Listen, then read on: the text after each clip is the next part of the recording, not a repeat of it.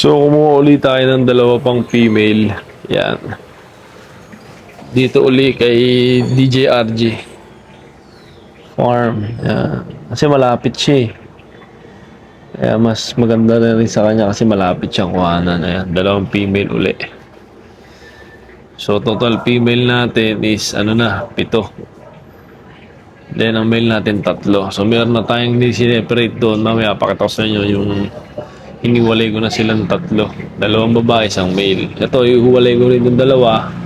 Kasama nung isang male din. So, hanap ako isang male dito para dalawa silang i-breed na natin. Alright? Ilagay mo i-ano muna natin, lagay mo na sa tubig natin para ma-familiar silang dalawa. So, it's day 4 ng ating crayfish and guys, sa kasamang palad, nag-additional ulit tayo ng dalawa pa. So, they are now total 10 crayfish.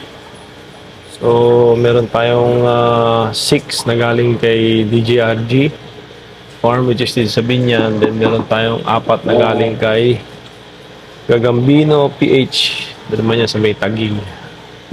So, gumawa tayo ng isang dito, trial. Kasi may napanood tayo na vlog, pinagsama ko yung trio. Dalawang trio yan. Ayan, ito, dalawang babae, isang lalaki. So, malaki yung babae compared dun sa lalaki. Kasi yung babae ko ata nito, para mga 4 inches na to eh. Yun yung lalaki, maliit lang yung lalaki. Ayan o. Okay, dalawa yun, babae at lalaki yun. So, hinahayaan ko lang sila dyan. Yung ganun din dito sa kabila, 3 din yan.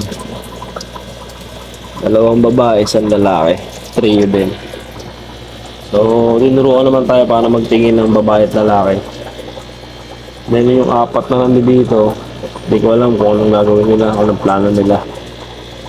Pero as of this moment, yan ang ginawa natin. Tingnan natin kung makakapag-breed tayo ng mabilis. Alright, so feeding time na. Pakain mo na tayo. So, nakapag-feeding na tayo. And, ayan, tapos na. Nalagay na natin yung mga pakain. Tayo na natin ang mga kayo. Dito, naglapag-breed tayo ng mga pagkain nila. So, time feeding. Time check is almost 7 o'clock. 5 to 7 ng feeding moment. After nun, wala na. Tuwas na ulit. Yung try this.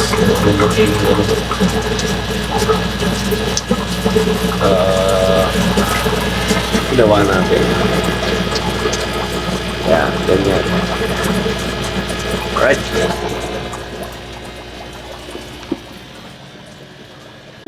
So, yo, what's up, guys? Time check is already 12 o'clock na ng gabi. And, hindi natin nagawa ng tama yung breeding na ginagawa natin kanina. Kasi most of the time tumatakas. So, ginawa ko, ginanyan ko. So, nalagay ko sa loob yung oxygen. Yan. Yung tinakpang ko kasi laging lumalabas yung malalaki. So, ginawa ko, tinakpang ko ganyan. Ayan. Pero may dalawa ng magkasundo na nasa loob doon. Nasa loob na yung dalawa. Babae at lalaki. Tingnan na lang natin kung anong mangyayari. Pero nilagyan ko pa rin ng isang babae. So, dalawang babae sa lalaki. And then the rest is nandito. So, 7 yung nandito. Then, yung 3 nandun.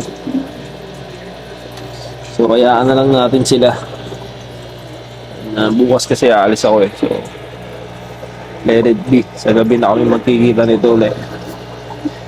Ang walang tumakas dito ulit. Kasi hindi nila magalaw to. Kasi malakas yung malaki yun nandiyan sa loob eh. No, malalaki rin naman yun nandito.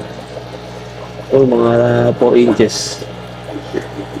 Hindi ko alam kung kinakain nila yung pagkain eh. O, I don't know. Basta naglalagay lang ako ng pagkain. Hindi ko alam kung kinakain nila.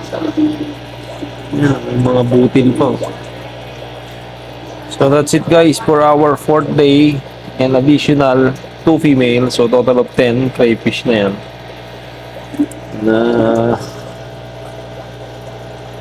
sa ating isang 75-gallon tank. So I think capacity nito kaya ko lang 15 crayfish dito. So what I observed for past 4 days pa lang naman is parang naghahuntingan pa sila. Nag-aamuyan pa. So talagang kailangan tumagal to at least a month or siguro let's just say 2 months bago sila magkaano. So yun ang observation ko.